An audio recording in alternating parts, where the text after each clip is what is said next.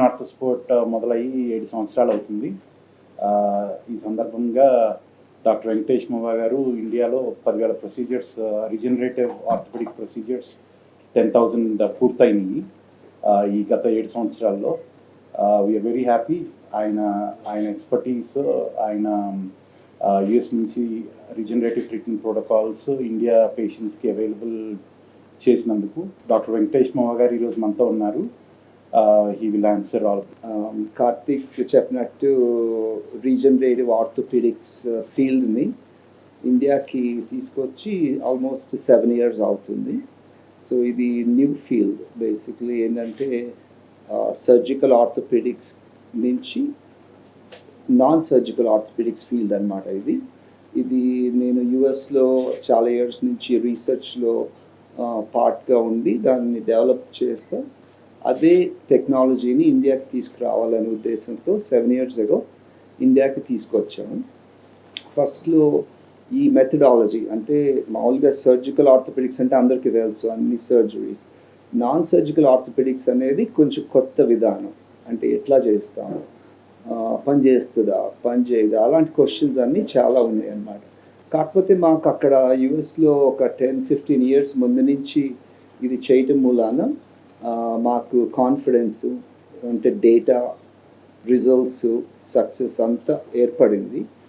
Joint ప్రాబ్లమ్స్ని operation లేకుండా మన ఓన్ బాడీలో స్టెమ్ సెల్స్, ప్లేట్లెట్స్ ఇలాంటి రీజనరేటివ్ మెటీరియల్తో హీల్ చేయడం, ప్రొసీజర్ ద్వారా హీల్ చేయడం స్టార్ట్ చేసాం. అది చేసిన తర్వాత మాకు ఇయర్ బై ఇయర్ అంటే పేషెంట్స్ అర్థం చేసుకుని ఓకే కొత్త టెక్నాలజీ ఉంది అని చాలామంది అడాప్ట్ అయ్యి ఈ స్టేజ్కి వచ్చామంటే ఆ success rates, success stories, adaptability అంటే పేషెంట్స్ వీటిని దీని మూలాన బెనిఫిట్ జరగటం ఈ ఇయర్ బై ఇయర్ పెరుగుతూ వచ్చింది.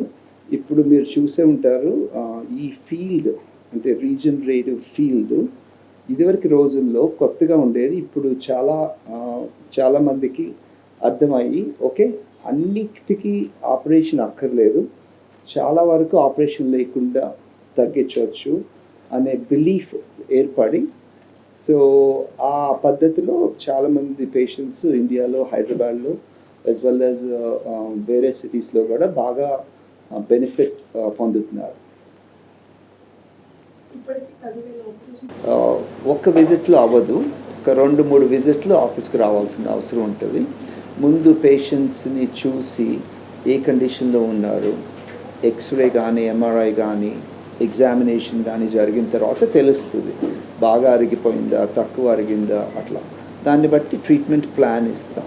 ఇచ్చిన తర్వాత మొదటి రోజు చిన్న ఇంజెక్షన్ చేస్తాము, ఒక 20-30 minutes పడుతుంది. రెండో రోజు బోన్ మ్యారో, స్టెమ్ సెల్స్ అట్లా ఆస్పిరేట్ చేస్తాం, అదొక 30 minutes.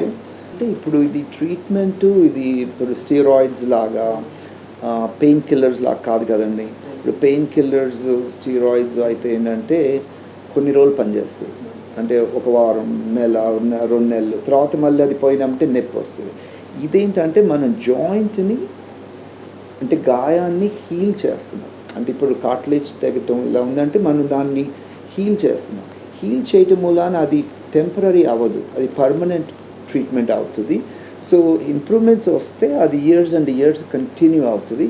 అది కంటిన్యూ అవ్వాలంటే ఇప్పుడు పేషెంట్ వెయిట్ ఉండి ఎక్సర్సైజ్ లేదనుకోండి, మనం ప్రొసీజర్ చేసిన తర్వాత మళ్ళీ అలాగే ఎక్సర్సైజ్ చేయకుండా అలాగే ఉంటే ఏ ప్రాబ్లమ్స్ ఫ్యూచర్లో వస్తాయి.